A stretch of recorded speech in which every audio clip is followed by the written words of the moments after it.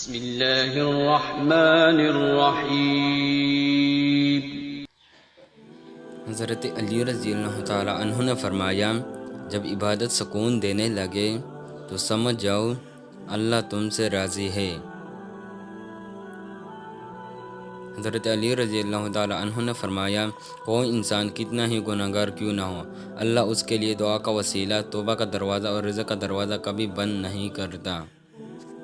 حضرت علی رضی اللہ تعالی عنہ نے فرمایا، جب کوئی آپ کا ہاتھ اور ساتھ دونوں ہی چھوڑ دیتا ہے تب خدا آپ کا ہاتھ تامنے کے لیے کسی نہ کسی کو ضرور بھیجتا ہے، تو بس تم صبر رکھو۔ حضرت علی رضی اللہ تعالی عنہ نے فرمایا، پریشانی خاموش رہنے سے کم، صبر کرنے سے ختم اور شکر کرنے سے خوشی میں تبدیل ہو جاتی ہے۔ حضرت علی رضی اللہ تعالی عنہ نے فرمایا، جس خواہش کو تم اللہ کی رضا کے لیے روک کر دیتے ہو، وہ اسی خواہش پر راضی ہو کر اسے تمہارا مقدر بنا دیتا ہے۔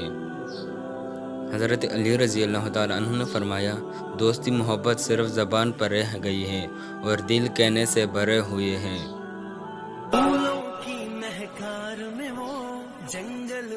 حضرت علی رضی اللہ تعالی عنہ نے فرمایا، تمہارا ایک رب ہے، پھر بھی تم اسے یاد نہیں کرتے، لیکن اس کے کتنے بندے ہیں، پھر بھی وہ تمہیں نہیں بھولتا۔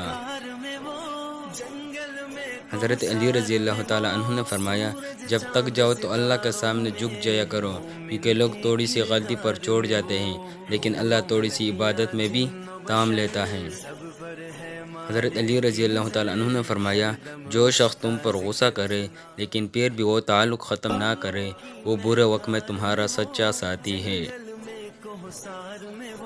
حضرت علی رضی اللہ تعالی عنہ نے فرمایا، کسی کے دل میں محبت پیدا کر کے اسے چھوڑ دینا، اسے قتل کر دینے کے برابر ہے۔